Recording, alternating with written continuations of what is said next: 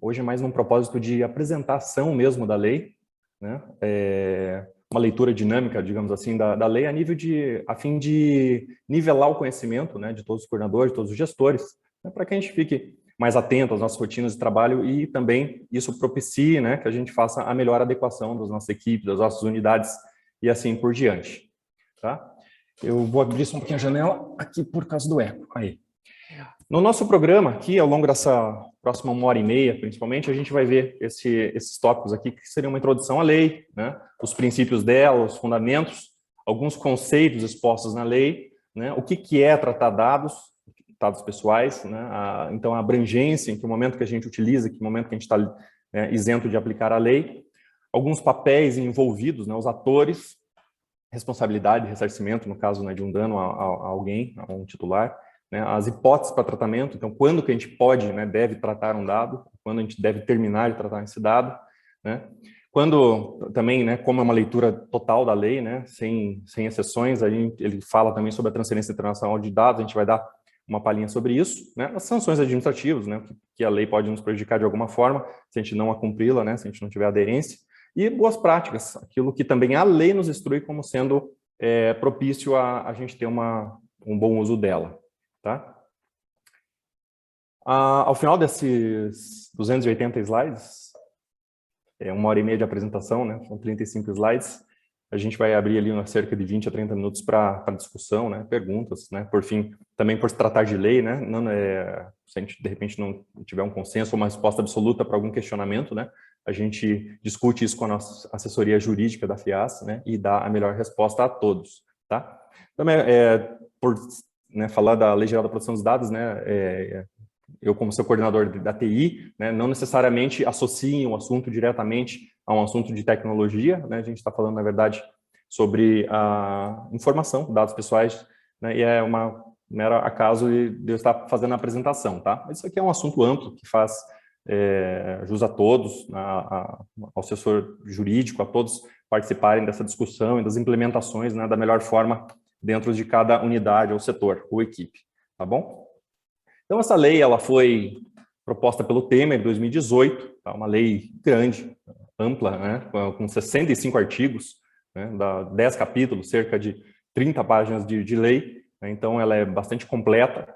Ela, de algum modo, foi também baseada em lei similar que já existia na União Europeia, né? Que já está há mais de 20 anos lá, implementada, então já estava amadurecida, digamos assim, nos países europeus, e a gente se baseou nela para elaborar a nossa. Tá? Ela compõe, né, assuntos, temas já tratados na Constituição Federal, no Código Civil, Código Penal, defesa do consumidor, o Marco Civil da Internet, que também é uma coisa recente, inclusive ela veio a editar 2 artigos do Marco Civil, né? Ela trata a Lei do Acesso à Informação, Código de Defesa do Usuário e Serviço Público, Lei Carolina Dickmann e exigências internacionais. Então, ela é ampla, né? Ela se valeu de todos esses itens aqui para ser composta, ser elaborada e ainda assim também baseada da União Europeia. Ali em vermelho, né, a gente tem destaque ali a vigência, né? Então ela foi escrita e editada em 2018, entrou em vigência em 2020, né? Mas as sanções, de fato, elas começam agora, a partir de agosto, né? O que nos remete também a acelerar um pouco mais, né, a atenção, os cuidados nesse final de ano agora, passada a pandemia, né? A gente volta os olhos para essa lei, né, de algum modo também por conta das sanções.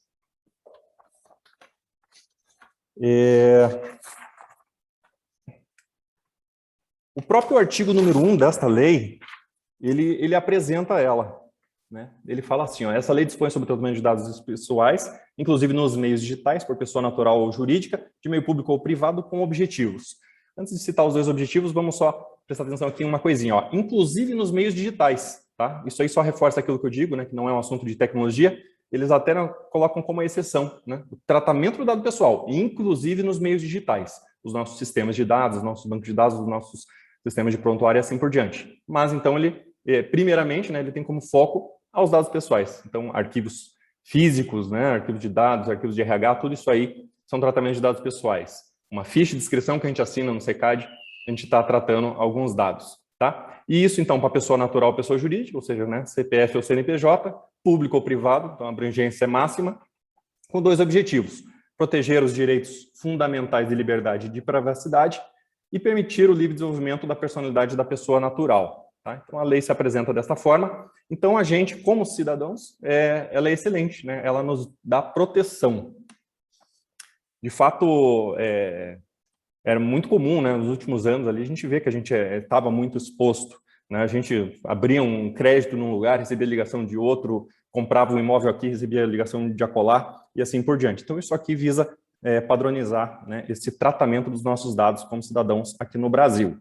Tá? E, além disso, né, ela ainda também nos dá um pouco de segurança, né, contra exposição, preconceito, né, principalmente com dados sensíveis, né, como, por exemplo, minha religião, minha opinião política, se eu participo de algum sindicato, tudo isso aí, de algum modo, se for tratado de uma maneira errada, né, ela pode me expor, pode gerar preconceito. Então, a lei visa proteger tudo isso. E como que a lei é montada? A lei é montada em cima de princípios e fundamentos. Isso é bastante interessante, né? Os princípios, né, são 10, eles estão discriminados lá na lei, e aqui a gente passa rapidamente por cada um deles, até mesmo por quê? Porque, na verdade, a gente cumprindo esses 10 princípios, na prática a gente está cumprindo 100% da lei, a gente tem uma aderência total, né? Então, o que eles falam lá nos princípios, né? A finalidade, então, é a realização do tratamento para propósito legítimo, específico, explícito e informado ao titular, sem possibilidade de tratamento posterior de forma incompatível com essas finalidades. O que significa isso? Então, a gente só pode tratar um dado quando a gente tem uma finalidade legítima. Então, eu estou pegando os dados do paciente para poder fazer a sua internação, abrir um prontuário e assim por diante. Né? É um objetivo, além de legítimo, ele é específico. Né? Ele é explícito, e isso é informado ao titular. Quem é o titular? Né? É o dono da própria informação, então, no caso, o paciente. Ou então o RH, obtendo uma ficha cadastral do funcionário. Né? Por exemplo, propósito legítimo, a contratação, específico, né, para que a gente tenha os contatos dele, possa assinar a CLT, etc. Né? Isso aí é informado ao titular, quando a gente vai recolher esses dados, e, posteriormente, eu não posso mudar o fim. Então, se eu disse que aqueles dados, aquela ficha cadastral que ele está preenchendo é para a contratação dele, eu não posso, posteriormente, usar aquilo ali para vender um curso para ele, né, para um outro fim, por exemplo. Esse é só um exemplo. Tá? Então, essa é a finalidade.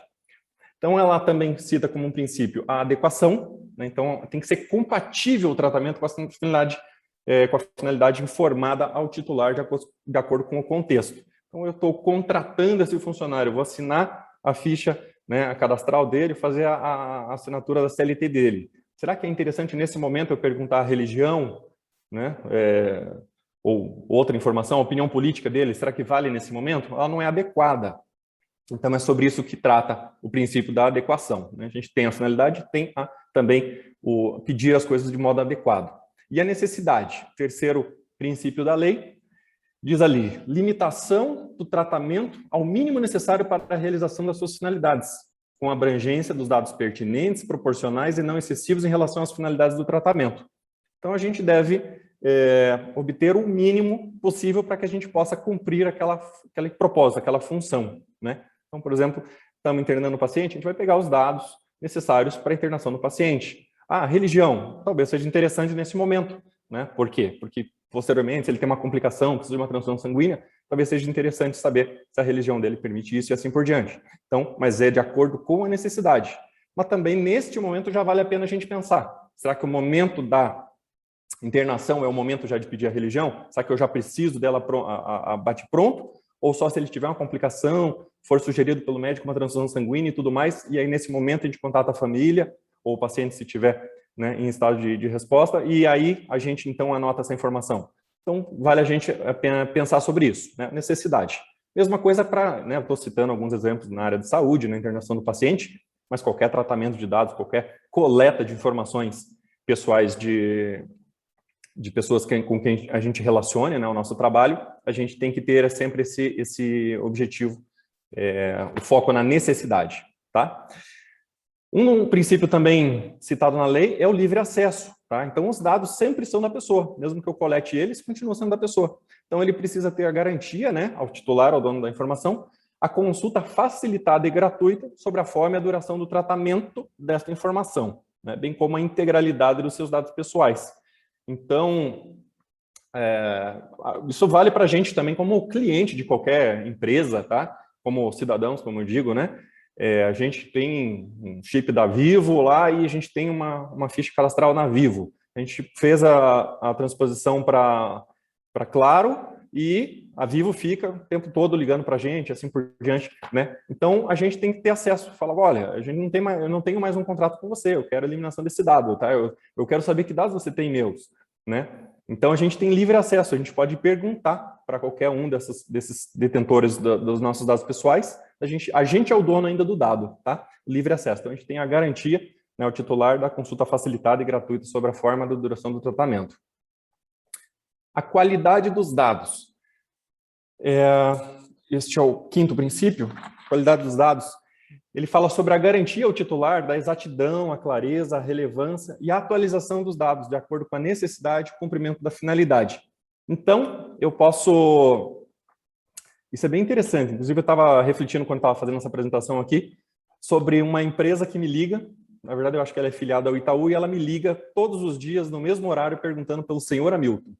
E ela liga no meu celular, né? Então, alguém passou meu telefone errado e ele fica com esse meu número, né? Então, baseado na qualidade dos dados e na LGPD, talvez eu possa pedir para remover esse dado do telefone, uma vez que ele está errado. Então, a gente tem a possibilidade, né, da atualização dos dados, e esse dado do telefone é meu, né? Ele me dá a identidade, aquele telefone ali é meu. Então, eu posso, com isso, pedir, então, a atualização desse dado ou a eliminação dele, tá? É isso que diz sobre a qualidade dos dados. Então, se mudou o nome de casado, etc., eu posso passar para todos os detentores, né, todas as organizações que têm esses meus dados pessoais, para que eles atualizem. É uma exigência de lei que eles atualizem. Tá? A transparência.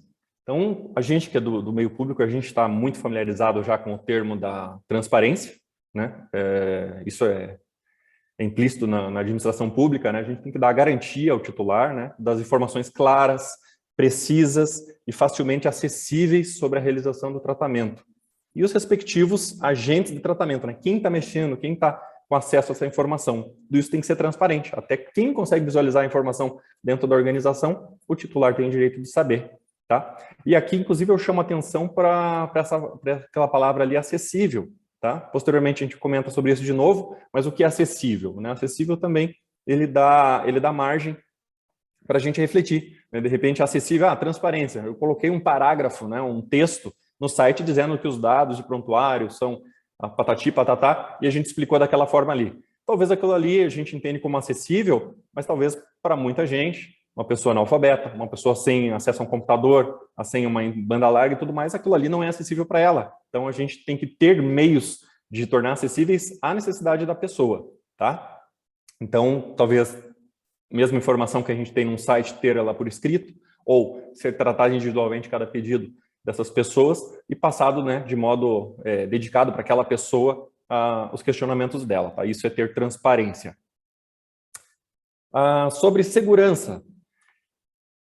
Mais do que necessário, né? Não adianta a gente cuidar de todas as formas do dado e, de repente, deixar alguém ter acesso a essa base e fazer mau uso dela, né? Um terceiro.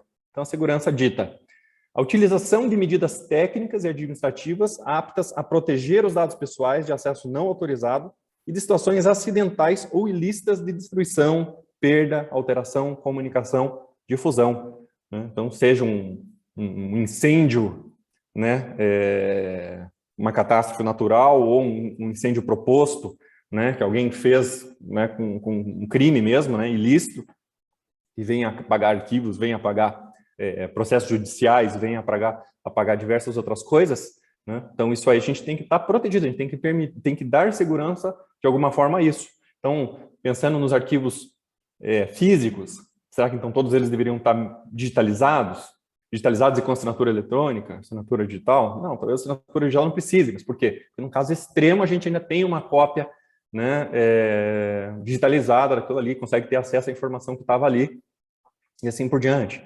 Ou então do lado da TI. Do lado da TI a gente tem um data center com banco de dados com inacreditáveis dezenas de acessos, né, tentativas de acesso hacker e de robôs e de spammers, etc., diariamente. Mas, felizmente, a nossa infra é excelentemente protegida, né, com melhor técnica de firewall, melhor técnica de antivírus, recursos de antivírus e assim por diante. Então, isso aí são técnicas, né, medidas técnicas, conforme diz ali na lei, que protegem os dados.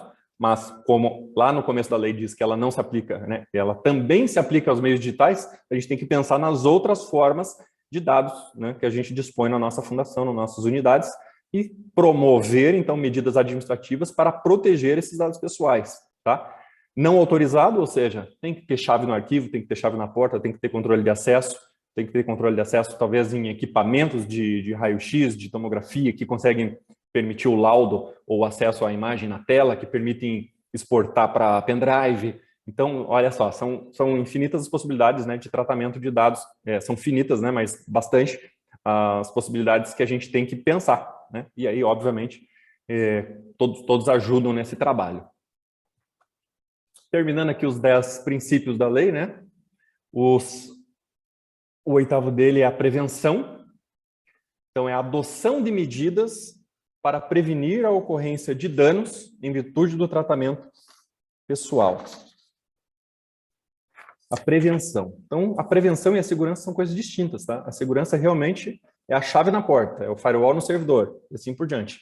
Já a prevenção, ele vai além, ele vai até os nossos processos de trabalho. Estou guardando um dado no e-mail pessoal, no e-mail da FEAS, thiagomelo@feas. Tem um dado ali importante, tal, referente à minha equipe, ok.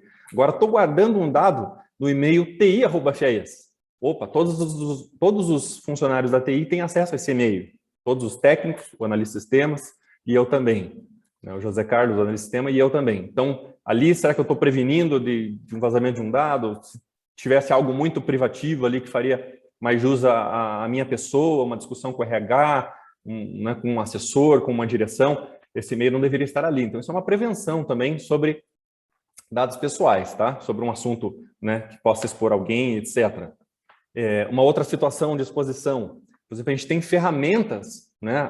Sei lá, o pessoal começou a fazer home office agora no início da pandemia, e aí todo mundo trabalhando de casa, e não são todas as pessoas que têm acesso a um e-mail compartilhado, ou não têm acesso à pasta de rede porque não está todo mundo com VPN. Então, vamos estabelecer aqui um Gmail, vamos criar uma nuvem do Google, né? Uma conta no Gmail, e vamos subir os arquivos para lá.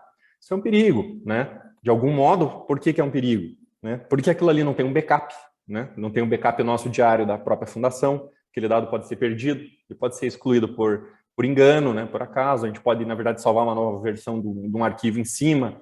E, por exemplo, outra ferramenta, o Trello. O Trello é uma ferramenta de gestão de projetos, onde a gente coloca os processos de trabalho e tudo mais, só que nas etapas dos projetos ali, dentro do Trello, a gente consegue anexar arquivos, colocar, né, planilhas em Excel e outros tratamentos. Vai que ali, num descuido, a gente coloca uma planilha do RH, por exemplo, sei lá, com dados pessoais, ou coloca um gerente de assistencial, coloca alguma coisa relacionada a pacientes, ou a equipe dela, a enfermagem, e coloca ali. A gente está levando esse dado para fora da fundação, né, onde a gente já não tem mais todo o controle. Né? Então, não é como eu disse, não é o backup e tal, mas mais do que isso, não há um acordo com o fornecedor daquele dado, né, dizendo que ali tem dado pessoal, que a gente tem ter um cuidado extra. Então, se, por exemplo, aquele dado entrou no Trello, o Trello não tem nem como é que fala?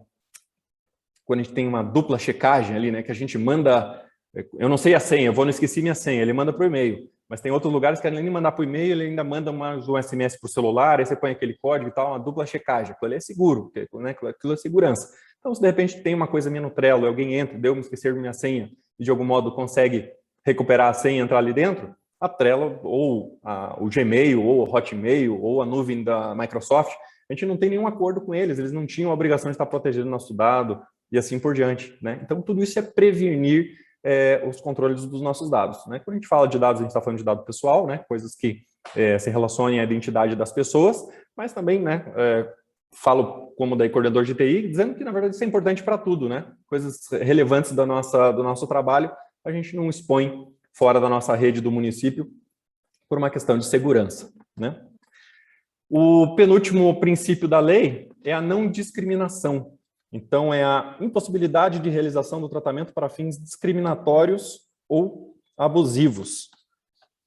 Tá? Esse item fala por si. Né? Então, se a gente tem ali um dado pessoal sensível, seja condição financeira, religião, né, afiliação política, etc., em hipótese alguma, né? Então está desenhado na lei que a gente não pode usar isso para fim ilícito ou abusivo, essa informação. Tá?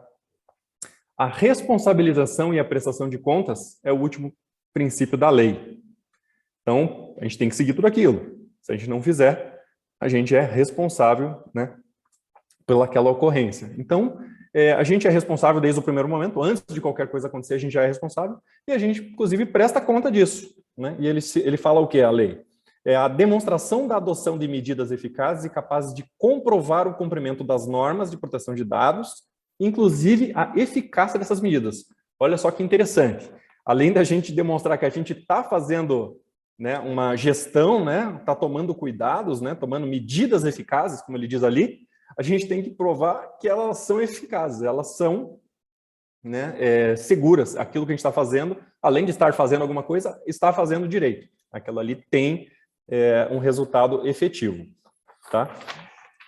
Esses são, então, os 10 princípios da lei. Se a gente tiver em aderência com esses 10, usando com a finalidade, de modo adequado, pedindo o mínimo necessário, permitindo o livre acesso da pessoa, permitindo que ela mantenha seus dados atualizados, sendo transparente o tempo todo, dando segurança, processos que previnam a proteção desses dados, não usando para fins discriminatórios e sendo responsável e mostrando isso para o governo, a gente está isento, está livre. Olha só que maravilha, está fácil, né? Mas cá entre nós, né, como cidadãos, é excelente, é indispensável uma lei dessa, né? A gente sabe disso. Fundamentos da proteção de dados pessoais. Aqueles são os princípios, é o que a gente precisa seguir. Mas e por que de tudo isso? Né? O que visa a lei? Ela visa, né, proteger, então, o respeito à privacidade das pessoas, a autodeterminação, ou seja, dizer para as pessoas que elas são os donos das próprias informações, né? Da liberdade de informação, de comunicação e de opinião. Eu não vou usar isso para um fim discriminatório, eu não vou usar e expor aquela pessoa. Então, ela tem a liberdade para dar a opinião dela. A inviolabilidade da intimidade, da honra e da imagem, o desenvolvimento econômico e tecnológico e a inovação. O que isso significa? Que também, embora a lei ela surge para nos proteger como cidadãos, ao mesmo tempo ela foi escrita de um modo, né, desenhada para que ela não atrapalhe o desenvolvimento econômico, a inovação e a tecnologia no país. Tá? Então, ela é muito bem desenhada, muito bem articulada para que ela permita a proteção das pessoas, dos seus dados pessoais, não sejam expostos, etc., mas que não atrapalhe o desenvolvimento econômico do país. Tá? O que é um fundamento também da proteção? A livre iniciativa, a livre concorrência e a defesa do consumidor. Tá? Então, também reforça o item anterior. Tá? Ele permite a livre concorrência, ele permite o mercado trabalhar de uma forma honesta, mas concorrente, concorrencial. E ele, ao mesmo tempo, mantém a defesa do consumidor. Tá?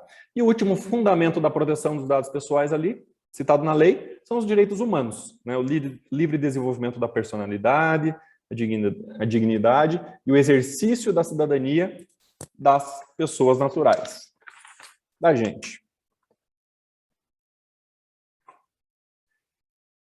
Dentro da própria lei, ela, né, igual a gente está falando aqui de dado pessoal e tudo mais, ela também, na lei, ela determina o que é um dado pessoal, o que é um dado pessoal sensível. Então, ela tem alguns conceitos dela que a gente já apresenta aqui, nos primeiros minutos aqui dessa explanação, para que fique mais fácil a compreensão de todo o conteúdo ao longo da apresentação. Então, o que é um dado pessoal? É uma informação relacionada a uma pessoa natural, né, um CPF, identificada ou identificável. Tá? Identificada. Tiago Cândido de Mello, tá? Ou 844123550, esse é o RG dele, tá? Mais do que identificada, tá? E o que seria uma pessoa identificável? Seria o Tiago da TI, tá? Quantos Tiagos tem na TI? Pô, eu não estou dizendo que é o Tiago Cândido de Mello, né, 84412350, eu estou falando do Tiago da TI. Puxa, de algum modo você me remeteu, né? Você remeteu a sua referência ali àquela pessoa. Então, puxa, tal pessoa não veio ontem. Quem? Tiago da TI, pronto. Então, você está tratando um dado pessoal meu, você está expondo alguma coisa, o Tiago ganhou aumento, ou aumento de trabalho, né? Então, um dado sensível, né? A gente está referindo a uma pessoa identificável. Então, a gente tem que ficar atento a isso, tá? tanto, né, não levar ao pé da letra, né, inclusive, na verdade, faltou falar no começo da apresentação, toda essa lei ela é embasada sobre a boa-fé. Então, olha isso, é muito interessante, ele dá proteção para a pessoa, mas sempre na ótica da boa-fé. Se você está agindo de boa-fé, você está coletando aquela informação daquela pessoa para um uso de boa-fé, não de má-fé, né, você está dentro da lei. Então, essa é o princípio zero da lei. Ela cita, né, ipsis literis, a boa-fé. E aqui é a mesma coisa, né? Então, estou agindo com má fé e facilmente, né? Estou identificando alguma pessoa, mesmo que não estou identificando, né? Estou agindo de má fé, você está exposto à lei, tá bom?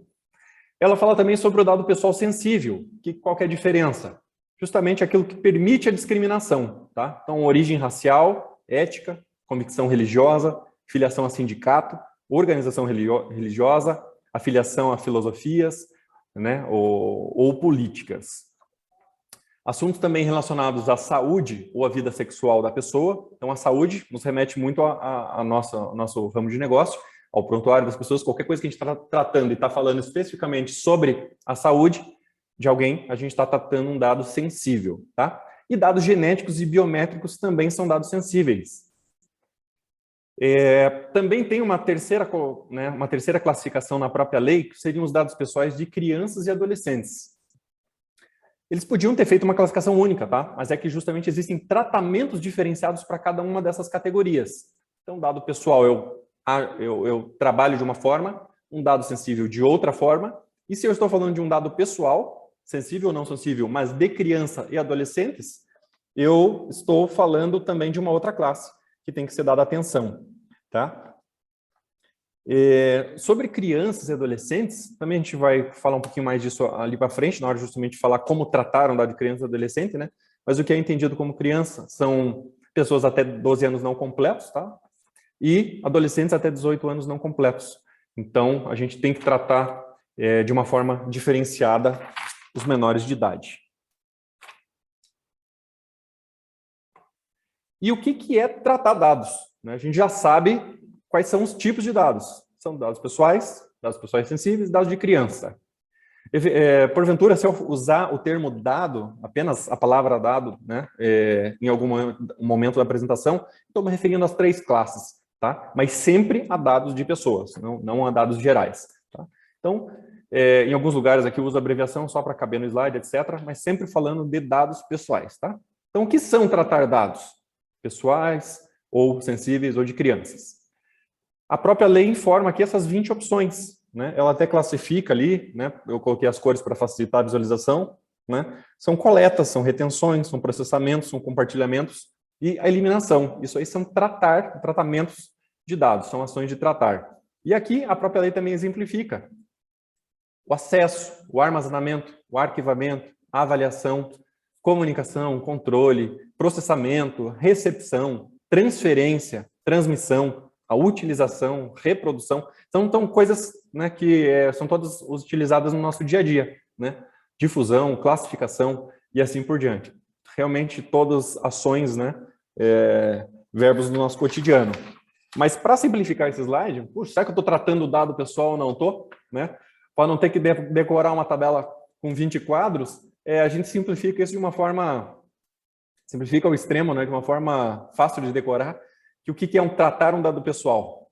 É tudo, absolutamente tudo que a gente fizer com o dado identificável de alguém. Tá? Então, a gente está passando para alguém, ou está armazenando, está guardando, está arquivando, está excluindo, está apagando, qualquer coisa que a gente estiver fazendo com dado pessoal, a gente está tratando um dado pessoal. Tá? Mas a lei, né, para ser muito clara, para ser, né, justa no momento de uma análise, de um processo, de alguma coisa assim, então ela cita, né, aqui essas 20 ações como sendo tratamento dos dados pessoais. Para nossa fácil leitura no dia a dia, é tudo relacionado à ação, né, de manipulação de um dado pessoal. Qual é a abrangência e a aplicabilidade dessa lei? Então, será que se eu pegar um carro ali em Foz do Iguaçu, atravessar a fronteira, eu posso vender uma planilha Excel, então, contendo, né, os 700 mil pacientes tratados no SUS aqui de Curitiba? Né? Então, a aplicação é extraterritorial, tá? A lei ela tem aplicação extraterritorial. Toda empresa estrangeira que tiver filial no Brasil, ou oferecer serviço no mercado nacional, ou tratar dados de pessoas brasileiras, está sujeito à lei. Tá? Então, não posso atravessar a fronteira do Paraguai. Da Argentina, menos, né? A LGPD é aplicável aos titulares dos dados ou empresas que atuem no Brasil ou transitem no Brasil. Por exemplo, Verão, uma família japonesa, um gringo tem um acidente ali num parque nosso qualquer, no Jardim Botânico, e é tratado pelo nosso SUS. Né? Não sei, eu como sendo ATI, não sei, né, sobre como é o tratamento do SUS para estrangeiros, mas, por exemplo, se a gente vier a dar um atendimento de emergência a essa pessoa, mesmo ela sendo de fora, ela não sendo brasileira, a gente está tratando o dado dela, está dentro do Brasil, a gente tem que aplicar o mesmo cuidado da lei, tá? A gente tem que dar o mesmo tratamento. E ali embaixo também fala, ela se aplica às empresas que preenchem ao menos um dos requisitos. Tem estabelecimento no Brasil, oferecem serviços ao mercado brasileiro ou coletam dados pessoais localizados no Brasil. Então, de fato, a abrangência é total. É uma empresa de fora estando aqui dentro, é uma empresa daqui estando lá fora, ou é um trânsito de dado, um turista, por exemplo, aqui no Brasil. Tá? As três formas estão cobertas pela lei, quando a gente fala de empresa brasileira fora ou de dado brasileiro fora, a gente tem a abrangência desta lei. E onde que ela não se aplica? Tá? Onde que ela está isenta? A lei está isenta para uma pessoa natural, né, para um CPF, para fins exclusivos particulares, não econômicos. Então, por exemplo, a lista de presença numa escola, num lugar que a gente vá, né, como cidadãos, daí, num evento que a gente vai participar, fora da FEAS, ou um curso, por exemplo, dado pelo SECAD, que a gente pegou, coletou as informações, e-mail, telefone, em nome da pessoa. Então, isso aí, a gente não tem um fim econômico para aquilo. A gente está realmente fazendo uma ata, quem participou e tudo mais. São fins exclusivos, particulares. Então, a gente não se aplica à lei, a gente está isento, está tranquilo. Tá? E ela também fala sobre fins exclusivamente jornalísticos ou artísticos. Tá? Então, a divulgação de um curso, de um apresentador, de quem vai dar um curso, ou de uma peça teatral, qualquer coisa que vai acontecer, ou para fins jornalísticos. Tá? Então, sofreu um acidente e tal, fulano de tal. Tá? Nessa situação, a pessoa não pode processar o jornalista pela informação. Tá? Ele não está expondo a pessoa, exceto tá falando sobre uma matéria. Acho que também não se aplica tanto ao nosso dia a dia isso, mas em caso de dúvida, né, principalmente sobre essa área jornalística, né, eu particularmente não tenho uma leitura muito ampla desse item da lei, mas a gente pode pegar um parecer, né, um apoio do nosso departamento jurídico para ver, né, a nossa equipe de comunicação, por fim, até onde vai, né, a nossa liberdade ali fora do tratamento da lei geral, da proteção dos dados, tá bom?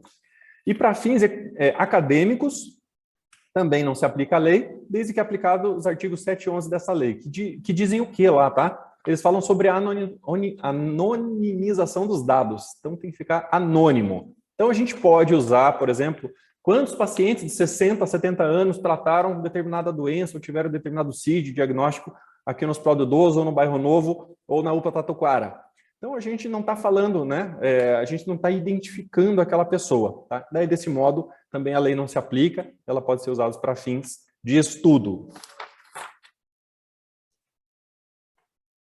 Último slide aqui onde fala sobre onde não se aplica a LGPD, ela não se aplica para fins de segurança pública, defesa nacional, segurança do nosso Estado brasileiro, atividade de investigação, né, e repressão de infrações penais. Então, ela dá a abertura para que a gente, né, tenha a segurança pública, defesa nacional, segurança do nosso Estado, etc. Então, ela é mais para fins econômicos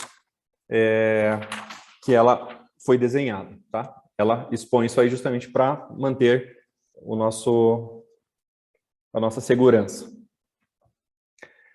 Provenientes, ele diz no item 4, provenientes fora do território nacional e que não sejam objeto de comunicação, uso compartilhado de dados com a agente de tratamento brasileiro, patati patatá. É um parágrafo bem grande. Mas, em resumo, esse parágrafo que diz o quê?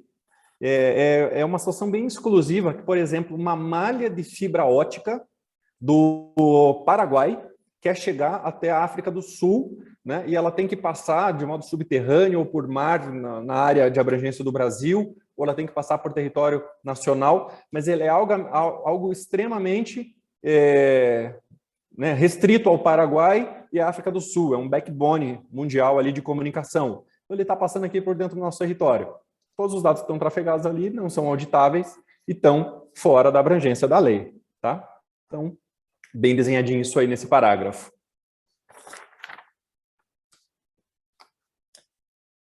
Sobre os papéis e as responsabilidades. A gente tem 4 atores principais para aplicação, utilização da lei, tá? O titular, supracitado na apresentação, é o dono da informação. Ele fala na lei ali, é a pessoa natural a quem se referem os dados pessoais que são objeto do tratamento, tá? E tem outros 3 que a gente agora não falou, mas que são bem importantes a gente conhecer os limites de cada um deles. É o controlador. Quem é o controlador? É a pessoa natural, pessoa física ou jurídica, de direito público ou privado, a quem competem as decisões referentes ao tratamento dos dados. Então é o Sesifredo. Numa primeira leitura, talvez, tá? É de quem, na verdade, por isso pessoa natural ali, né? De quem for indicado, que pode ser uma pessoa, pode ser a própria empresa, para decidir, né, a competência, as decisões referentes ao tratamento dos dados. Então, o Sesifredo ele pode, por exemplo, assinar como controlador, ele pode delegar para, sei lá, Camila, da controladoria, para a Bruna, da ouvidoria, para o Tiago, da TI, para o José Carlos, da TI, pode também delegar isso para alguém, só que essa pessoa daí, ela manda a chuva, né? Ela é o controlador, ela toma as decisões referentes ao tratamento de dados pessoais. Opa, sexta-feira, festa junina, vamos botar fogo no arquivo ali do RH para fazer uma fogueira. A decisão é dessa pessoa, tá? Por isso que o quê?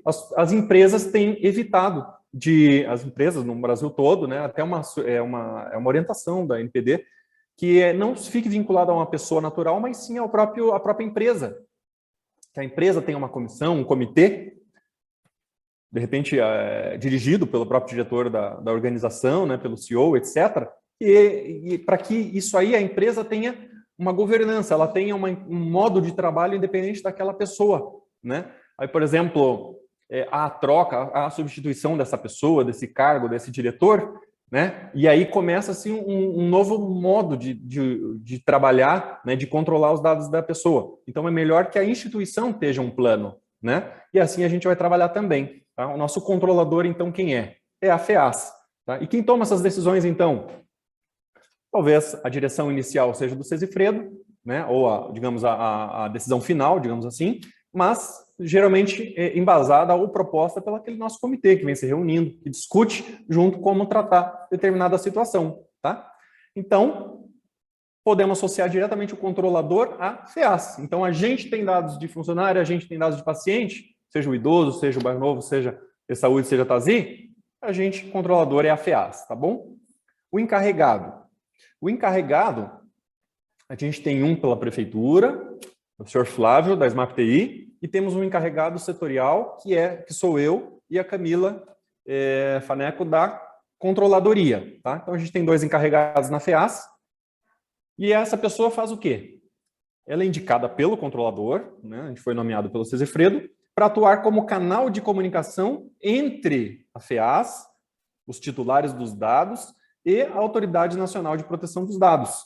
Então, o encarregado faz a comunicação do meio, tá? Ele é encarregado de comunicar. Então, é ele que toma as decisões? Não é. É o controlador, tá? O encarregado, então, quem treina?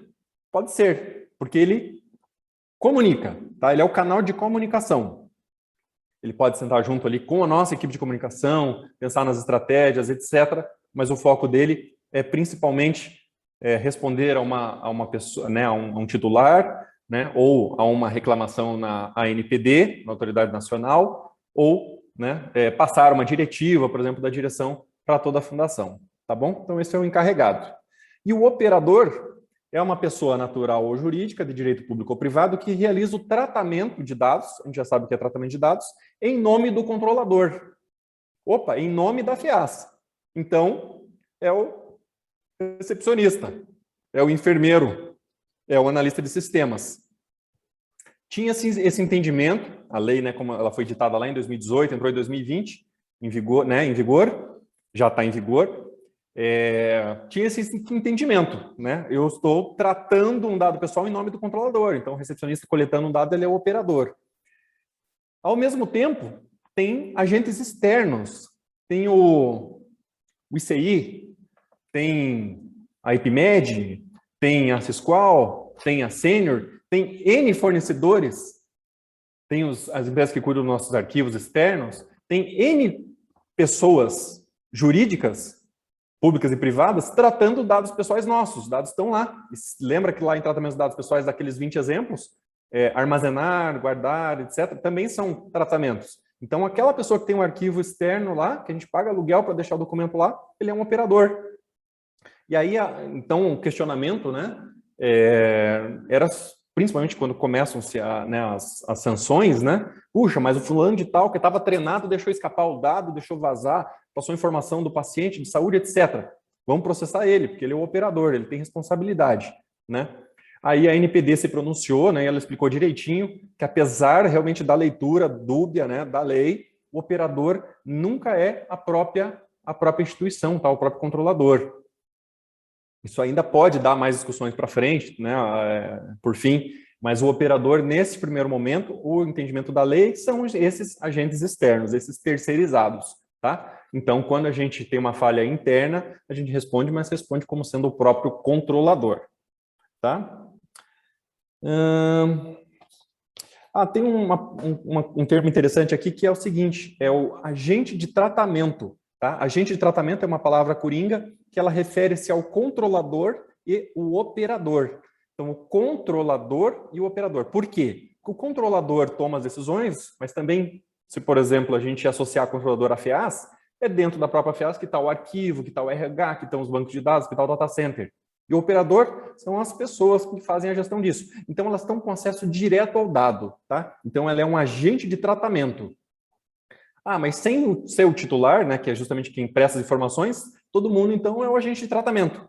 Não, aí eles enfatizam, né, que o encarregado é quem atua como canal de comunicação. Então, o encarregado nunca tem acesso, pode ter como controlador, mas no papel, né, eu, Thiago, a Camila, como papel de encarregados, a gente não tem acesso aos dados das pessoas. A gente tem acesso, comunicação direta com a NPD, para aplicar alguma instrução, alguma coisa aqui dentro, tá? Então, o controlador e o operador são quem tem acesso direto às informações e por isso eles são chamados de agente de tratamento. Uma vez conhecido os atores, né, a gente vai passar rapidamente por cada um deles. Então, o principal deles é o titular, sem ele não existiria a LGPD. E o que o titular tem por direito? Ele tem direito ao acesso à informação, algo que a gente leu lá nos princípios, né? Que seria a exportação da cópia dos dados coletados. Então, eu quero uma cópia da minha ficha do RH lá, eu quero uma cópia dela. Ok, você tem direito a isso. Informações sobre o modo da coleta e do armazenamento. Né, particularmente, não consigo ver alguém pedindo algo tão discriminado, mas a gente teria que entrar até, né, nos detalhamentos de dizer que existe um banco de dados armazenado num data center subterrâneo no lado norte da cidade, etc. A gente poderia até explicar tudo isso, tá? Ele tem direito pela lei. Possibilidade de selecionar a data e intervalo da informação, tá? Então, puxa, eu quero acesso total ao meu prontuário do meu último tratamento ali, no começo do ano. Perfeito, ele pode, inclusive, determinar essa data e a gente tem que fornecer essas informações com clareza, transparência e tudo mais, aquilo que a gente já viu, tá? E o tipo de informação para incluir no arquivo. Ele pode determinar tudo isso aí para obter esses dados. O titular também tem direito ao cancelamento, requisição de exclusão dos dados pessoais, anonimização ou bloqueio dos dados. A gente tem outros fundamentos na própria lei que nos dão segurança ali, né, para manter os dados na área da saúde, né, manter o prontuário pelos 20 anos. Então, a gente teria que tratar isso aqui com um pouco mais de cautela. Mas, por exemplo, naquele exemplo lá de que eu cancelei meu plano da Vivo e mudei para Claro ou para TIM, e eu quero que eu simplesmente não exista mais para Vivo, eu nunca mais quero receber uma ligação deles, eles não saibam que eu existo. Eu tenho essa possibilidade, tá? Pela lei, pela LGPD, eu posso pedir a exclusão de todos os meus dados pessoais e que eles nunca mais me contatem, tá? Uma revogação de um consentimento, a gente ainda vai falar rapidamente o que é um consentimento, né, mas é algo que foge à área principal do negócio. Então, eu até permito que você use meus dados para um estudo, etc., um artigo. Olha, não quero mais, tem essa opção, tá? Eu posso voltar atrás e revogar um consentimento. A retificação, algo que a gente já falou também, que são o conserto dos dados, tá? Inclusive, isso aí até me remete a um exemplo bem prático, assim, uma coisa muito interessante que aconteceu uma vez e feliz na minha vida, que foi, né, há quase 20 anos atrás, ali, quando eu estava prestes a me formar, né? Estava me formando em bacharel em sistema de informação e queria uma rápida colocação no mercado, e aí eu decidi para que rumo, né, rumo ir. E um deles seria as certificações internacionais da Microsoft, né? Tem grandes operadoras na área de informática, que elas têm certificações de conhecimento. Então, você estuda alguns materiais deles, presta uma prova, né, e você ganha um certificado daquele conhecimento. Mas são provas árduas, né? Eu tenho 3 certificações internacionais da Microsoft, cada uma delas assim, foi cerca de 6 meses de estudo, 4 a 5 horas todos os dias, né, de segunda a sexta, eram volumes assim, 3, 4 livros de 1000 páginas cada um, todos em inglês, para cada uma das provas. Então é uma coisa assim muito bem vista pelo mercado, né? E quando você consegue lá a nota 8 e passa na prova, imediatamente é uma coisa muito interessante, assim, eu me lembro muito bem. Você faz, obviamente, a prova com o celular desligado, mas você faz uma prova praticamente sozinho, né, no ambiente da Microsoft, com uma pessoa junto, e aí você vai vendo a tua nota ao longo das provas, você vai acertando ou errando as questões, ele já vai dizendo a tua nota, né, para te dar mais nervoso ou mais tranquilidade, ou de repente até abortar a prova no meio, se você não tem mais chance de concluir ela. E aí quando já tinha dado a nota necessária para passar, faltavam 2 questões, aí quem estava aplicando a prova falou, pode ligar o teu celular. Aí eu não entendi o porquê, mas eu liguei o celular e deixei na bancada, e imediatamente não tinha saído o resultado da prova, não tinha terminado a prova, faltavam 2 questões, e o celular começou a tocar, e tinha 4, 5, 6 chamadas em espera. Eram empresas que estavam acompanhando a prova em tempo real e queriam oferecer uma vaga de emprego. Eu achei absurdo aquilo, absurdo, né? E o cara que estava prestando a prova deu risada e estava falando, não, é isso mesmo, né? E já saí ligando, né? Atendendo algumas ligações e tudo mais, né? E é muito, muito louco como, então, você vê como estava faltando uma lei dessa, as pessoas estavam acompanhando a prova em tempo real, não tinha nem acesso ao resultado, empresas, né, bancos de caça-talentos, né, que dizem, assim por diante. Então, isso aí é um exemplo feliz, né? Mas, ao mesmo tempo, uma vez que você pega um crédito ou abre um CNPJ e começam a receber N ligações de oferecendo serviço, aquilo ali é uma exposição sem tamanho, né? A gente já não fica tão feliz com isso. Então, agora, a gente tem acesso, tem defesa, tem tudo proposto por essa lei. Isso é excelente, né? Aqui, esse último slide, ele ilustra, né, os direitos do titular, a facilidade referente à facilidade do acesso, tá? Então, aquilo que eu falei mais cedo, né, o que é, né, ser acessível? É colocar no site, né?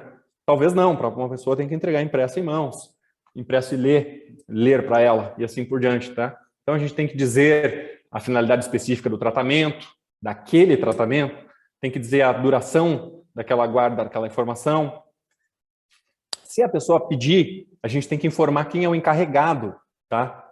Tem que informar o papel, né, do Tiago, da Camila, ou o contato, quem seria o contato máximo da instituição, do controlador. Na identificação do carregado, ali aquele quadrinho amarelo, eu amplio ele para o controlador. A gente poderia passar o contato de Fredo e assim por diante, né? Ou não necessariamente passar o contato, mas agendar uma conversa assim por diante, né?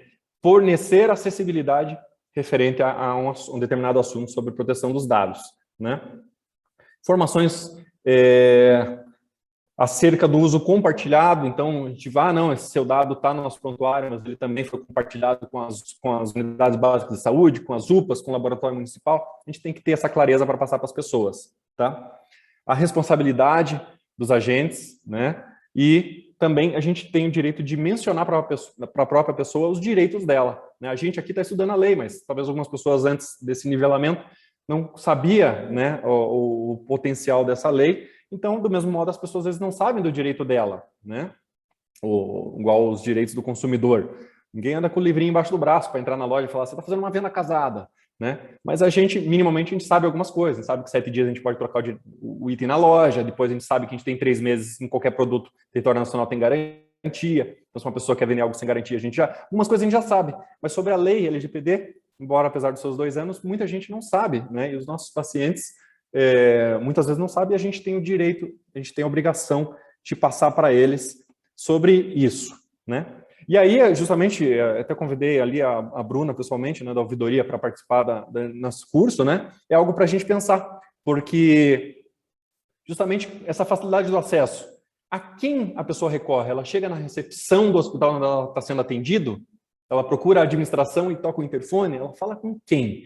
Tem um canal, a gente vai disponibilizar um canal no site da FEAS, para que a pessoa, né? Porque o nosso lá chama canal do colaborador, né? E o canal do paciente, né? E o canal etc. Então, a gente tem que pensar, né, de um modo amplo, né? Deixo esse trabalho para que vocês venham a pensar como a gente vai conduzir uma pessoa que chegou lá na recepção do bairro Novo, referente a determinada informação, ou quer que apague a religião dela, etc. A gente não espera acontecer a primeira situação, né? Para daí a gente pensar como proceder. De repente já vamos esquematizar isso, sentar junto com a qualidade e desenhar. Então a nossa porta de entrada sempre vai ser a controladoria, a ouvidoria, né? Então a gente já pensa nisso e já deixa desenhado para quando acontecer a gente já saber como proceder e ter agilidade, tá? Então para quem o titular envia suas dúvidas, reclamações, de repente para a ouvidoria, por exemplo, né? Mas podemos pensar no coletivo posteriormente, tá? Também, só a nível de conhecimento, né, da lei, as pessoas elas podem encaminhar as suas reclamações diretamente para a gente, mas elas podem reclamar a gente direto para a NPD. Tá? A NPD, então, é a autoridade nacional que cuida sobre qualquer assunto ligado à proteção de dados e ela recebe as denúncias. Tá? Pode ser individual, pode ser coletiva. Tá? E a gente, inclusive, tem um prazo para responder. A lei determina os prazos. Por exemplo, teve um vazamento de dados, um hacker invadiu um banco de dados, ou foi roubado um arquivo físico do jurídico. A gente tem que dar uma explicação imediata e um plano de ação imediatos para esta ação, tá? Diz na lei, é agora, tá? Não tenho tempo não, quero 20 dias para recuperar o arquivo. Não existe. Tem que imediatamente providenciar a recuperação dessa informação, tá? A lei também cita sobre acesso às informações. Então, tudo isso aqui, ó. Eu quero saber determinada coisa, eu quero saber eu quero uma cópia do meu prontuário do atendimento passado, ou fui demitido, quero acesso à minha folha do RH. A gente tem 15 dias para proceder, tá? 15 dias corridos. Não custa a gente já deixar preparado rotinas, né, que a gente já sabe, deve saber, né, quais são os tratamentos pessoais que a gente tem em cada uma das unidades e a gente já deixa processos prontos. A pessoa quer o prontuário dela. Então estamos falando de TASI? Não, a gente está falando do prontuário. Então a gente está falando de saúde mais TASI. A gente já tem um processo unificado. Se cair para o João Carlos do faturamento uma solicitação, ele já vai aqui, já vai ali, já vai acolá e já vai ter todos esses dados. Caiu uma requisição sobre dados pessoais de funcionário. O Ronei já sabe onde estão todos os arquivos, já sabe que o tempo de resposta do arquivo externo é mais 3 dias, etc. E consegue cumprir em 15 dias esse atendimento. Então, a gente já consegue desenhar tudo isso antes, né? Justamente também divido essa atividade, essa tarefa com vocês. Tá? A gente já deixar tudo isso planejado, vai ser excelente.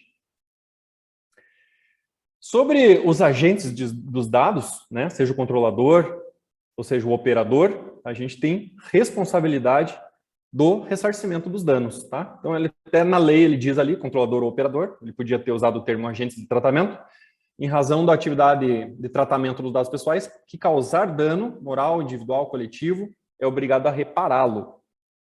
A fim de assegurar efetiva indenização, o operador, quem é o operador? É aquele agente externo, que a gente ficou na dúvida se era o funcionário, ou se era o ICI, é o laboratório, ou é a IPMED, é a Sisqual. Esse operador, ele responde solidariamente pelos danos causados pelo tratamento, por descumprir as obrigações da lei, ou quando não seguiu as instruções listas do controlador.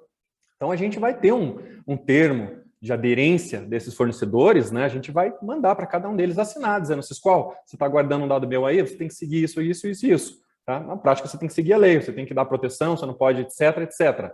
Então, ele vai assinar isso. E uma vez, então, a gente tem uma instrução lícita, né? Dada pelo controlador ao operador. E ele responde solidariamente. O que é solidariamente? Né? Ele é solidário, ele vai responder de bonzinho. Não, ao contrário, tá? Essa palavra tem o oposto do significado. Ele vai responder por vias da lei, tá? Obrigatoriamente, por danos causados, né, quando uma vez que o dado foi passado para ele.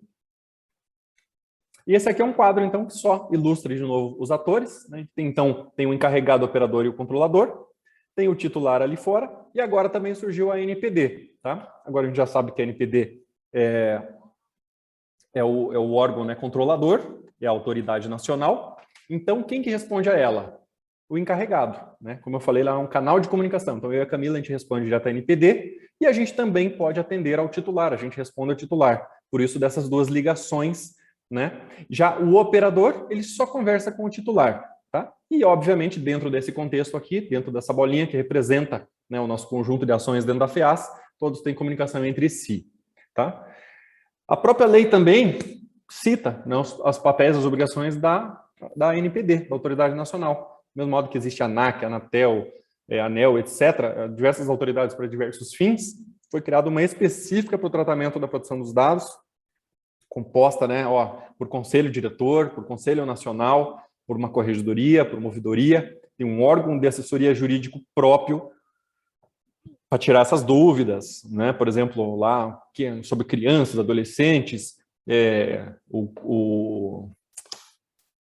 o operador, quem é o operador e tal, então é o assessoramento jurídico deles mesmo quem tira essas dúvidas, né? E unidades administrativas a fim de poder manter a fiscalização e tudo mais, tá? Tudo isso aqui está na lei, né? Só uns pontos de destaque aqui, né? O que compete a ela? Ela, primeiramente, compete zelar pela proteção dos dados, né? Dentro da lei. Ela elabora diretrizes, ela fiscaliza e aplica sanções, ela aprecia petições, né? De repente, para editar, alterar a lei, né? Ela promove ações de cooperação com outros países que também têm proteção de dados e assim por diante, tá? E quais são as hipóteses para o tratamento de dados? Então, dentro também do que a gente já deu um tapa lá nos 10 princípios, a gente acabou, de alguma forma, indiretamente falando sobre isso, né? Que são quando eu devo tratar. Quando eu devo tratar? Eu até vou colocar aqui Vou colocar o cursor a laser aqui, mas ele está pulando de slide. O cursor a laser só funciona no PowerPoint. Essa aqui é a ordem, esses 10 hipóteses de tratamentos, é a ordem que consta na própria lei de quando tratar os dados pessoais, quando eu posso, quando é que eu tenho autorização, né? Mas eu tiro essas duas aqui para dar uma explicação para elas depois. Então, o cumprimento legal da obrigação ou regulatório é a principal hipótese de tratamento. Então, para que eu estou tratando dados? É para contratar o funcionário, é para prestar saúde à Prefeitura de Curitiba, à população de Curitiba. Então, eu estou cumprindo uma obrigação legal, tá? Para isso, eu posso tratar os dados pessoais. Tem hipótese para tratamento pessoal, tem hipótese para tratamento pessoal sensível e tem hipótese para tratamento de dados de criança. Esse aqui são os dados pessoais, os dados mais simples, aqueles que apenas dão identidade a uma pessoa, né? Então, a gente pode obter esses dados e tratá-los para obrigações legais. Para estudos, desde que haja anonimização, para execução de contratos, processos judiciais, proteção à vida, tutela à saúde, legítimo interesse do controlador e proteção do crédito, tá? O que seria mediante consentimento e execução de política pública? Esse aqui, justamente, ele dá uma abertura enorme para a gente, instituição pública, para poder tratar os dados. A gente só tem que fazer isso dentro daqueles outros princípios, né? Com limites, dentro de uma adequação, né? Mas e o que é o mediante consentimento? Embora ele apresenta como primeiro na lei, tá? Diversos especialistas dizem que ele deveria ser o último apontado na lei. Por quê? Porque quando é que a gente precisa de um consentimento? Quando a gente não está tratando um dado para o fim do nosso negócio. Então, a gente trata a saúde. De repente, a gente está pegando um dado com um segundo propósito, claro, esse propósito, inclusive, para a pessoa, né? De que é para vender um curso para ela. Ou para monitorar a saúde da família dela, sei lá, para uma coisa que não ligada àquele tratamento, aquela ação daquele instante. Então, a gente tem que ter o consentimento. Então, se um dia a gente pegar um curso, né, uma lista de presença do SECAD, todo mundo que veio esse ano aqui, 7 mil pessoas participaram dos cursos, vamos apresentar para eles aqui um novo curso, né? A gente não falou para ele na hora que ele estava assinando a ata de presença que aquilo lá era uma ficha cadastral para novos cursos. Então, a gente mudou, né? E a gente precisaria um consentimento para isso. Só que o duro do consentimento é o quê? A gente viu um pouco antes na lei que a pessoa pode revogar o seu consentimento. E aí, como é que eu sei que alguém tem consentimento? Eu tenho que gerir esse consentimento. Tem um arquivo, um local apropriado, alguém avaliando isso, analisando as datas. Todo consentimento tem uma data de fim. Não pode existir um consentimento para sempre. Até os sites que a gente entra, quando tem aquele negocinho de cookie lá embaixo, pô, aquilo lá é um consentimento, mas por que está me apresentando, né, uma cookie? Porque ele está dizendo que ele não está com o propósito original, aquele cookie não tem o propósito original daquele site. Então, eu estou num site lá, vamos ver um exemplo, né? Estamos estudando um assunto, determinado assunto, e a gente chegou naquele site, a gente quer ver o conteúdo daquele artigo que está lá naquele site. Mas o consentimento da cookie está dizendo que não. Está dizendo que a gente vai guardar informações minhas, que ele vai conseguir obter no meu sistema operacional, sobre o meu sexo, sobre a minha idade, sobre que gostos eu tenho, sobre consultas comerciais que eu fiz recentemente, se eu tenho interesse numa fabriquinha de pão automático, ele vai consultar históricos, vai consultar coisas do meu browser, e posteriormente vai começar a aparecer pop-up e venda de produtos em outros lugares, em outros sites que eu acessar, por exemplo. Então é para isso que ele pediu o consentimento, ele está fugindo do assunto principal, que era te expor um artigo sobre pressão arterial, e de repente ele está coletando informações tuas para uma venda posterior. Então, consentimento é uma encrenca. Por isso, a gente deve fugir da possibilidade de ter consentimentos. Sempre que eu tenho um dado com segundo propósito, eu tenho que ter consentimento. Tá? Então, até no nosso próprio site, tem o canal do colaborador, a gente pede os dados, pede celular. Se está muito claro no texto para que ele está preenchendo aquele formulário, se está claro, mas muito claro no texto, estamos preenchendo, estamos recolhendo o teu celular para retornar o pedido desse, né, dando a resposta para este teu pedido. Eu não preciso de consentimento, está automático, está implícito o entendimento de que eu estou cumprindo a obrigação legal daquele propósito ali. Aquilo ali é uma ficha de contato, então eu devo te dar a resposta para aquele contato. Pronto. Agora, se eu estou fazendo para outro fim, a gente tem que ter o consentimento. Então, a gente tem que fugir disso. Tá? E para execução de política pública, deixa eu ver como é que a gente está no horário aqui. 11h07. Para a política pública, né, tem uma ênfase na lei que diz o seguinte, né, então deve ser realizado para atendimento de sua finalidade pública, de persecução do interesse público, com o objetivo de executar a competência legal ou cumprir as suas atribuições legais. Tá? Então tem que ser para nossa finalidade, para o interesse da população, exercendo a nossa finalidade dentro da competência legal, não é só por causa que a nossa finalidade é saúde, a gente pode pegar qualquer coisa. Tem que ser dentro da competência legal, atribuições legais. Tá? E é vedado ao poder público transferir para outras entidades esses dados pessoais constantes nessas bases. Ainda, tá, que seja uma outra instituição pública. Mas se for uma outra instituição pública não relacionada ao assunto de saúde e tudo mais, a gente tem que tomar bastante atenção, vai ter que conversar junto ao assessor jurídico para voltar na lei, ver bem destrinchadamente, mas podemos passar toda essa base aqui de menores com tratamento nos CAPs, menores de idade com tratamento no CAPs, para tentar cruzar junto à Secretaria de Saúde, se está tendo vazão da escola, etc. Sei lá, estou viajando aqui num exemplo. Né? Não podemos diretamente passar nossa base toda de conhecimento dos tratamentos com informações sensíveis dos atendimentos prestados a essas crianças lá. Tá? Então, a gente não pode transferir essas informações. Tudo isso aí a gente estava falando sobre dados pessoais. Essas são as hipóteses de tratamento. Agora, quais são as hipóteses para dado sensível? Puxa vida, quando o titular ou responsável legal consentir. Olha só, então a primeira coisa que daí fala para dado sensível, religião, política, opinião, por fim, aquelas possibilidades que a gente já viu, né, que são sensíveis, que remetem à possibilidade de discriminação da pessoa, coletei isso, eu tenho que consentir. Então, se na recepção a gente pegar a religião da pessoa para saber se ela vai agravar e vai ter uma transfusão, teria que ter um consentimento. Então, talvez seja melhor coletar essa informação no momento que for apontado pelo responsável do tratamento que ela talvez precise de uma transfusão. Tá? Por quê? Porque senão é um documento a mais para a gente gerir o consentimento dele. Tá bom? Quando a gente pegar um consentimento desse, a gente tem que fazer de forma específica, destacada, explicando para a pessoa a finalidade específica daquele dado sensível, tá?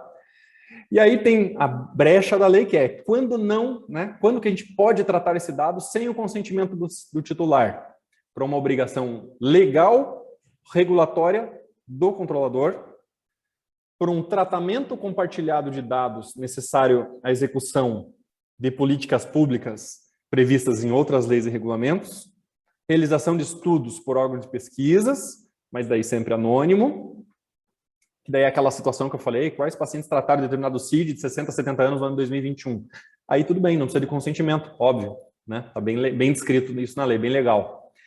E também, continuando aqui, né, ainda sem consentimento, a gente pode, para execução de processos judiciais,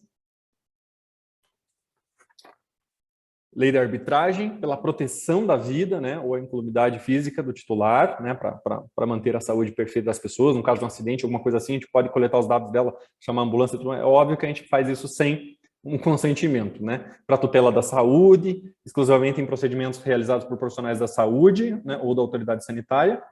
E aqui, esse azul aqui também é interessante, né, porque é um texto mais difícil de entender, né, garantia de prevenção à fraude e à segurança do titular, nos processos de identificação e autenticação do cadastro do sistema eletrônico. O que isso significa? Quando a gente viu lá o que é um dado sensível, tinha lá também a parte de genética e de biometria. E a gente tem a biometria de todos os nossos profissionais. Então, preciso ter um consentimento para guardar a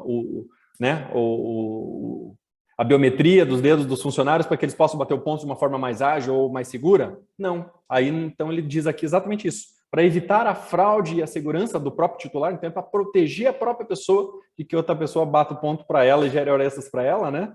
Então, para proteger, na verdade, a segurança do titular da biometria, não é preciso de consentimento. Mas olha, ainda sobre consentimento, fica ali claramente também uma atividade para que todas as nossas unidades de serviço, quando estiverem coletando os dados sensíveis, né, reavaliem na entrada única, dos cadastros de entrada também do e-saúde, se tem algum dado sensível e por que a gente está guardando, se é o melhor momento, porque se a gente está guardando já para todo mundo, por via de regra, teria que aplicar consentimento para todo mundo, tá? Então fica designado aos senhores discutirem esse assunto, né? Reavaliarem seus processos de admissão de pacientes ou de RH, etc., os lugares que tratam dados pessoais de pessoas, a fim de evitá-los ou então de fazer a gestão desses consentimentos, tá? E sobre crianças e adolescentes, tá? Então, também, do mesmo modo que lá quando apresentada a NPD, né? Ela tem uma assessoria própria. Uma das dúvidas que soou demais pelo Brasil foi, no título de um artigo fala crianças e adolescentes, e depois no texto fala criança, e nunca mais cita adolescente. Mas é criança ou é adolescente? Tá? Então, como no título consta adolescentes, então, teoricamente, a gestão do tratamento de dados ela é diferenciada até os 18 anos. Tá? Mas isso aí provavelmente ou vai ser revisto na lei ou vai ter um esclarecimento nas próximas semanas da NPD dizendo o que é para criança e o que é para adolescente, ou tudo se aplica às duas coisas, tá? Então a gente tem que ter um tratamento diferenciado quando porventura atender criança, seja nos CAPs, seja onde for, tá? O tratamento de crianças deverá ser realizado com consentimento específico, não tem como fugir, tá? Se é criança, é mais do que sensível. Então, sempre precisa de consentimento específico, dado por um ou mais responsáveis legais, tá? Os controladores deverão manter pública a informação sobre os dados coletados, a forma de utilização e o procedimento para exercício do titular.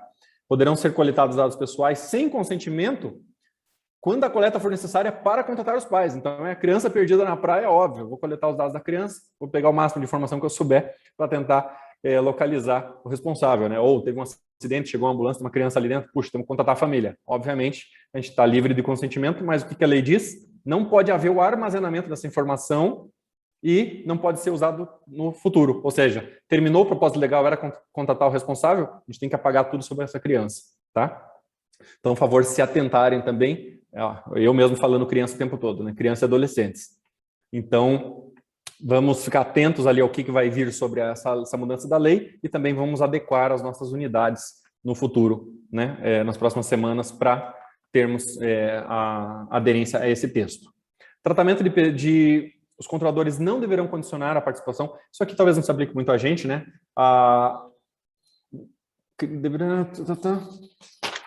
Não deverão condicionar a participação desses titulares em jogos, aplicações de internet e outras atividades ao fornecimento de informações.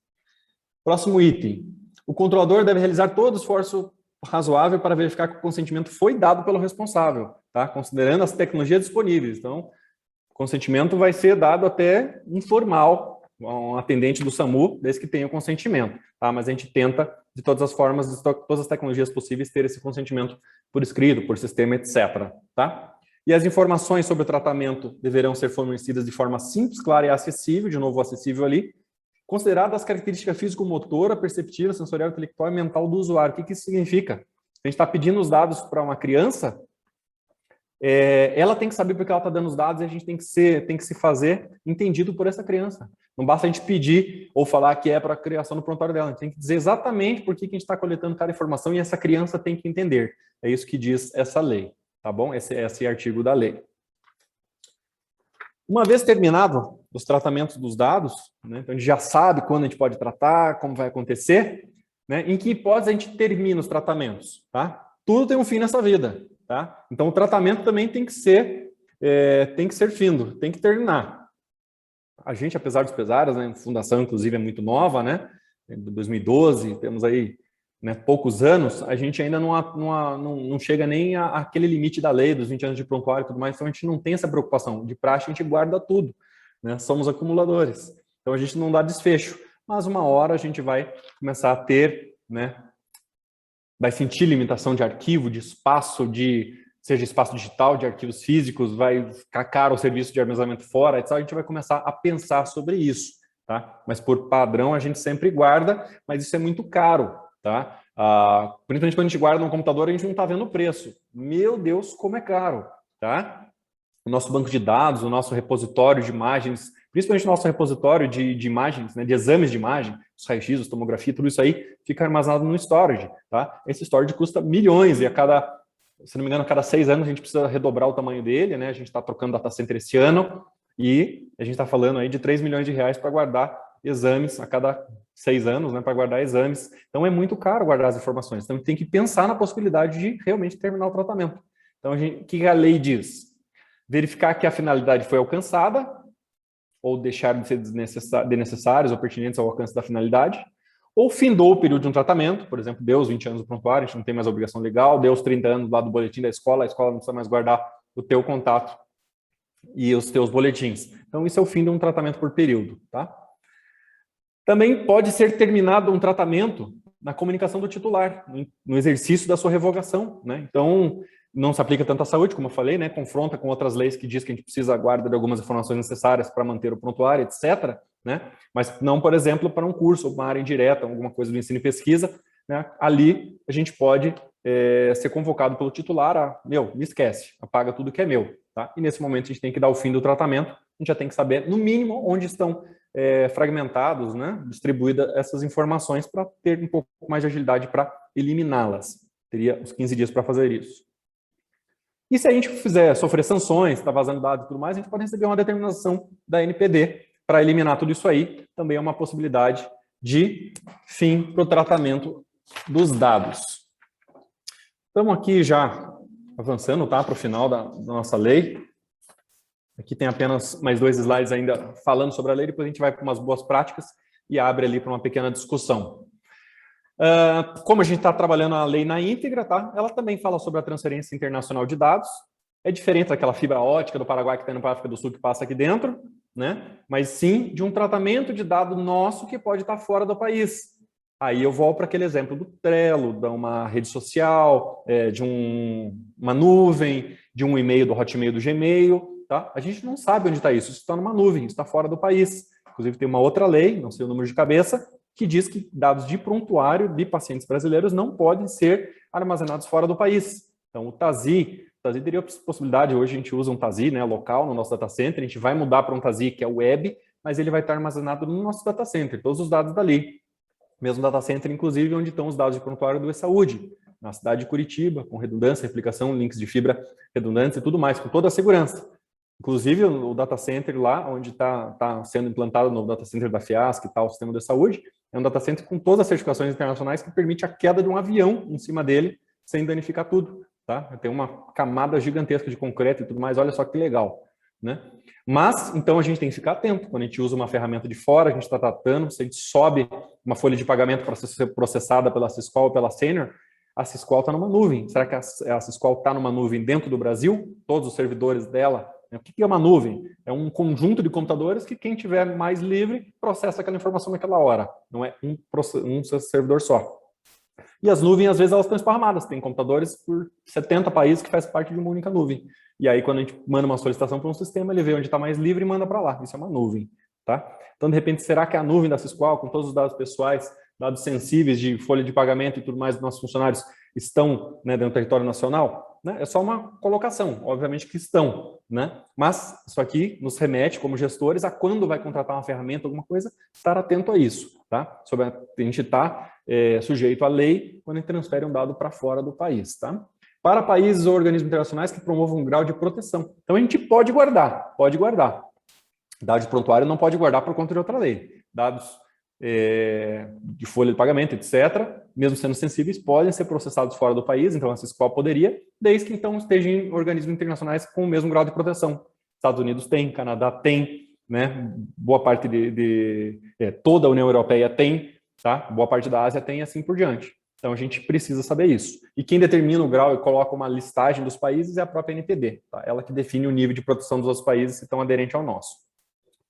Também temos que ficar atento quando o controlador oferecer e comprovar garantias do cumprimento dos princípios. Então, ainda que não esteja num dos países com o mesmo grau de proteção, etc., o controlador tem que promover as garantias, né? Então, faria um super documento ali para ele assinar, comprovando, né, basicamente o conteúdo da lei, né, para ele assinar, dando fé sobre tudo aquilo ali. Tá bom? As sanções administrativas, o último slide da lei em si, fala, então, né, se a gente não cumprir tudo isso, né, se a gente não tivesse cuidado, essa atenção para os nossos pacientes e clientes, né, como é que a gente, e funcionários, como é que a gente é prejudicado, né? Então, os agentes de tratamento, em razão das infrações cometidas às normas previstas da lei, ficam sujeitos às seguintes sanções: advertência com indicação do prazo de adoção. Então, alguém se sentiu prejudicado, etc., lembra que ele pode contatar a gente ou ele pode contatar a NPD. Imediatamente, a gente tem que começar a solução, né? Isso é uma advertência. Uma multa simples de até 2% do faturamento. Mas desses aqui, o que é o que mais agrava, né? A publicização da infração após devida apuração. Então, alguém fez uma reclamação, mas tá bom, realmente você foi advertido, não corrigiu, e você foi imprudente, você prejudicou tal pessoa. Isso vai a público, tá? Então, por isso que, né, por exemplo, nos últimos 2 anos aí teve o caso da Cyrela, né? A Cyrela no Brasil, algum funcionário interno vazou dados de quem estava comprando os apartamentos de luxo para uma outra empresa terceirizada poder oferecer granito, né? E aí alguém muito atento ali, inclusive a lei, falou, não, vou te processar, não podia ter compartilhado o meu dado. Uma vez que ele fez isso, todos os moradores, ou quem estava comprando os prédios, também aplicou essa multa e ela teve que pagar, né, danos morais, né? Como as sanções não estavam em vigor, elas entram agora no 1º de agosto, todos foram, né, pagos por outra lei, por danos morais, tá? Nos Estados Unidos, tem uma empresa, não me recordo o nome agora, uma empresa de estatísticas lá, coletou diversos dados, inclusive dados políticos, intenções de votos, etc. Ela deixou vazar a base de dados inteira dela para um hacker, eu não sei se foi intencional ou não foi intencional, com segundas intenções de mudar a campanha política, etc. E ela fez um acordo lá de 5 bilhões de reais, cerca de $1 bilhão na época, com o estado da Califórnia, para não ser processada individualmente por cada uma das pessoas lesadas. Então, ela fez um acerto de $1 bilhão com o estado da Califórnia por causa de um vazamento de dados, né? Então, ela ficou queimada para sempre e etc. E aí, olha quanto prejudicada ela foi. Tá?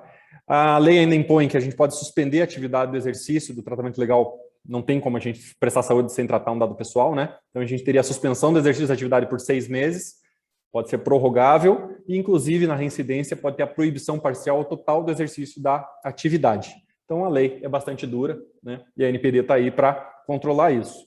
Somo ainda que existem pessoas de má fé, né? Infelizmente, né, dentro de um país com 230 milhões de pessoas, pode ter poucas pessoas ali que podem agir de má fé, esperando o início das sanções para começar a trabalhar dentro dos limites da lei, plantar informação nas instituições, verificar a capacidade de resposta, de clareza, de transparência e tudo mais, a fim de colocar realmente processos, né, processar essas empresas ou tentar, digamos, sequestrar, né, vou te denunciar por tal coisa e tal, e tentar tirar vantagem sobre isso, ou dinheiro. A gente também tem que ficar atento a isso, e também é uma das razões porque agora, 1º de agosto, todo mundo, né, todo o Brasil, começou a dar uma corrida contra o tempo para ter total adesão à lei. Infelizmente, essas pessoas existem. E aí, como é que a gente prova que a gente tem, né, tá bem preparado? Como é que a gente, né, lá no começo a gente viu que a gente precisa comprovar que as medidas que a gente está tomando são efetivas, né, para a NPD? A gente faz isso através de boa prática e governança, né? A governança, o que que é, né? Até a palavra governo, né? Governo não é quem comanda, né? Quem manda, né? Mandar e governar são coisas distintas, né? O governo é porque ele tem um plano de governo. Quando você vota nele, você está dando fé que aquele plano vai ser executado e aquilo é melhor para o país. Então, é um plano a ser executado. Quando a gente fala de governança, a mesma coisa. Significa que a empresa, a instituição, tem um plano de tarefas a ser realizadas pelos próximos anos ou pelas próximas décadas ou com os seguintes propósitos, e que independente de quem for o diretor, quem for os líderes, quem for os gerentes, aquela governança sempre vai ser seguida, aquele objetivo maior vai ser seguido. Então, a gente pretende melhorar a saúde da população, a gente pretende aumentar a idade, né, da mortalidade ou diminuir a mortalidade infantil. A gente tem objetivos que vão além dessa gestão atual. Então, isso é governança, né? E a governança aqui seria um sub-item, né, da governança, seria justamente o controle, né, de práticas que estabeleçam, né, segurança para as informações. O artigo 50 da lei, ele fala que os agentes de tratamento, no âmbito das suas competências, individualmente ou por meio da associação, poderão formular regras de boas práticas e de governança que estabeleçam as condições da organização, regime de funcionamento, procedimentos, reclamações, petições, é aquilo que eu acabei de pedir ali, por exemplo, que a gente tenha já um esquema quando formos acionados,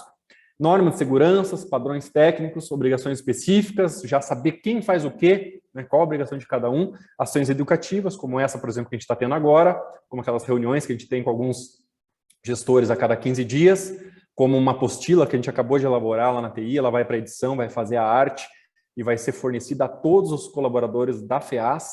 Ficou sensacional a apostilinha ilustrada, desenhos, balãozinhos, tudo muito simples para dar conhecimento macro da lei para todo mundo, né, para todas as pessoas, como cidadão, como funcionário. Então, essas ações educativas está proposta na lei. Os mecanismos internos de supervisão e mitigação, né, e outros aspectos relacionados à segurança. Então, a gente está fazendo essas ações, né? A gente está já aplicando boas práticas, só que a gente pode fazer isso de uma forma melhor ainda, que é registrar tudo isso para que, uma vez que formos acionados, conseguimos comprovar a boa-fé. A gente já tem o plano, está aqui, a gente já sabia que isso aqui era dado sensível, a gente já sabia que esse dado era tratado dessa forma ou dessa outra forma, a gente já tinha um termo assinado com o operador, com a Sisqual, com a IPMED, com a empresa do arquivo, eles já sabiam que eles deveriam respeitar isso, não respeitaram, está tudo registrado aqui, ó, olha que legal, né? Então, inclusive na lei ele fala sobre o seguinte: se for implantar um plano de governança de privacidade, né, que no mínimo conste, né, que demonstre o comprometimento do controlador, da FEAS, né, em adotar processos e políticas internas, que seja aplicável a todo o conjunto de dados. Então, que seja aplicável a sistemas, a banco de dados, aos arquivos físicos, aos formulários de coleta de cursos, ao ensino e pesquisa, às residências, que seja aplicado a todo o conjunto de material coletado. Seja adaptado à nossa estrutura, ou seja um plano real, não adianta copiar isso da internet de outra empresa, e algo que não faz sentido ao nosso volume de operação ou à acessibilidade dos nossos dados, né? Então tem que ser compatível, e que estabeleça políticas e salvaguardas adequadas com base de processo de avaliação sistemática de risco. O que é, né, política e salvaguarda? Processos internos. Então, processos internos registrados que nos dizem qual é o impacto e o risco daquela informação ser vazada. Tem lugares que o risco é menor, tem lugares que a informação é quase que pública, né? Agora tem outros lugares que, puxa, nem determinada parte da equipe do RH deveria talvez ter acesso a isso, sei lá, um exemplo. Então isso está documentado, tá? Então a gente diz o risco. E se pegar fogo em tudo aquilo, qual é o risco? Ah, não, tem uma cópia e tal, digital. Então tem um risco médio, sei lá. Então tudo isso aí tem que ser colocado no papel, tá? Esse plano ainda de governança, ele tem que ter o objetivo de estabelecer uma relação de confiança com o titular, né? Então, isso aí é implícito, eu acho, na minha opinião, né? E que esteja integrado à sua estrutura geral de governança e aplique mecanismo de supervisão.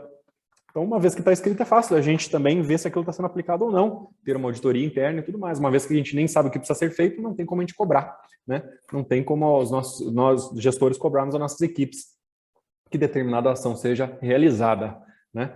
Que tenha um plano de resposta, isso aqui eu acho primordial, né? Então, puxa, vazou tal coisa, puxa, invadiu um hacker, puxa, queimou ou perdeu tal arquivo, ou arrombaram a porta, qual é o plano de resposta? O que a gente faz? Abre um boletim de ocorrência, aciona a polícia, aciona os crimes cibernéticos, o que faz? Né? Para quem que chora? Então, está escrito, para na hora, é como uma contingência. Né? Parou o sistema, como é que eu vou prescrever, como é que a farmácia vai atender? A gente já tem isso escrito.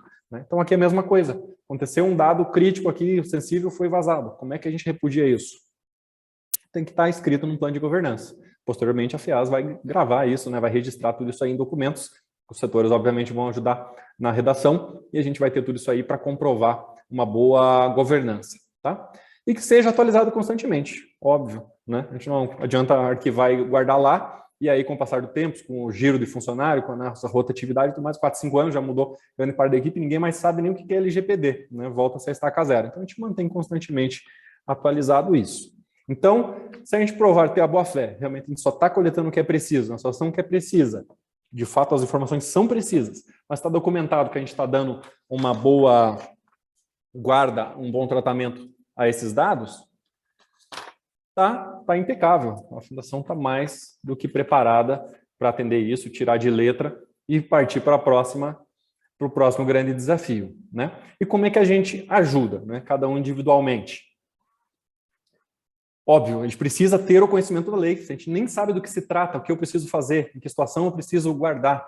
Puxa, eu tenho que tratar um dado pessoal ou um dado pessoal sensível de outra forma, ou de um menor de idade de outra forma. Se eu nem conheço isso, como é que eu vou preparar uma governança? Como é que eu vou aplicar processos que me instruam, né, como proceder? Então, obviamente, a gente precisa ter o conhecimento da lei. Esse é um dos principais objetivos desse curso, nivelar o âmbito da lei e, posteriormente, inclusive, a gente passar parte desse conhecimento, de um modo mais resumido, a todos os funcionários por meio da cartilha, incentivar eles a lerem, terem reuniões expandidas, comentando assuntos mais ou levando para exemplos práticos do nosso dia a dia na área da saúde e assim por diante. Então, conhecimento da lei, implementar os processos da proteção, tá?